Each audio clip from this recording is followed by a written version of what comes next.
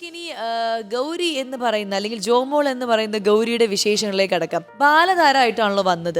അപ്പൊ ഈ ചെറിയ പ്രായത്തിൽ തന്നെ സിനിമ എന്ന് പറയുന്ന ഈ വലിയ ലോകത്തിലേക്ക് ഇങ്ങനെ എടുത്തിട്ടപ്പോൾ ആദ്യം ഭയമുണ്ടായിരുന്നു, ഒന്നും തോന്നിയിട്ടുണ്ടായിരുന്നില്ല. പക്ഷെ അതായത് ശരിയായിരിക്കും, കുഞ്ഞു പ്രായം നമുക്കറിയില്ലല്ലോ എന്താ. അതാ, അല്ലെങ്കിൽ എനിക്ക് തോന്നുന്നു MT സാറിന്റെ സ്ക്രിപ്റ്റ്, ഹരിഹരൻ സാർ ഡയറക്ഷൻ, അങ്ങനത്തെ വലിയൊരു കൂട്ടുകെട്ടിൽ മമ്മൂക്ക അഭിനയിക്കുന്നു. അന്ന് ഞാൻ പറഞ്ഞല്ലോ വടക്കൻ വീരഗാഥയാണ് എന്നെ ആദ്യം പറഞ്ഞിരുന്ന മൂവിയെങ്കിൽ അത് മുൻപ് അനഘ എന്ന് പറഞ്ഞൊരു മൂവി ചെയ്തിരുന്നു. അത് കഴിഞ്ഞിട്ടാണ് പിന്നെ വടക്കൻ വീരഗാഥ ചെയ്തത്. പക്ഷെ അപ്പോഴും ഒന്നും അറിയില്ലല്ലോ എന്താണ്, എവിടേക്കാണ് പോകുന്നത്. ഒരു സ്ഥലത്ത് ചെല്ലുന്നു, കുറേ ആളുകളെ കാണുന്നു, കുറേ ആളുകൾ തലയിൽ മുകളിൽ ഇങ്ങനെയൊക്കെ കുടുംബയെല്ലാം കെട്ടിയിട്ട് കുറേ പേരുടെ കയ്യിൽ വാള് കാണുന്നു. ഭയങ്കര എക്സൈറ്റ്മെന്റ് ആയിരുന്നു. നമ്മുടെ വേഷങ്ങളും ആണെങ്കിലും ഒരു പ്രത്യേകതയായിരുന്നല്ലോ യൂസ് ചെയ്യാത്തത് പോലത്തെയുള്ള.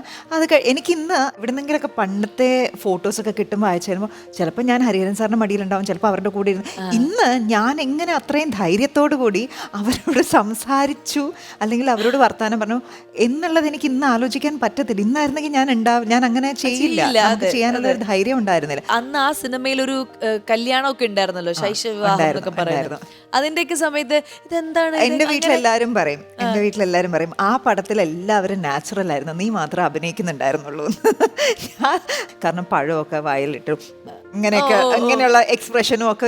ഇപ്പൊ ഇന്ന് കാണുമ്പം കല്യാണം ഒരു കുഴപ്പമില്ല. ഉണ്ണിയാർച്ച കൂടെ ഉണ്ടായിരുന്നു നമ്മുടെ വിനീതേട്ടൻ. വിനീതന് ഭയങ്കര പേടിയായിരുന്നു. കാരണം അങ്ങോട്ട് വിചാരിച്ചു ഞാൻ എങ്ങാനും തല കിട്ടിയ പിന്നെ ഇത് ജീവിതകാലം മുഴുവൻ ഞാൻ തല തൂങ്ങുമല്ലോ എന്നുള്ളൊരു പേടി ഉണ്ടായിരുന്നു.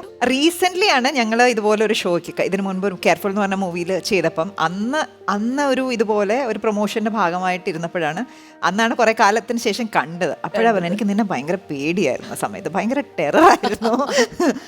അപ്പൊ ഇതെനിക്ക് തോന്നുന്നു അദ്ദേഹത്തിനോട് തന്നെ ചോദിക്കേണ്ടി വരും, എന്തായിരുന്നു എന്നെ കുറിച്ച് ഉള്ള ഒരു ധാരണ എന്തായിരുന്നു.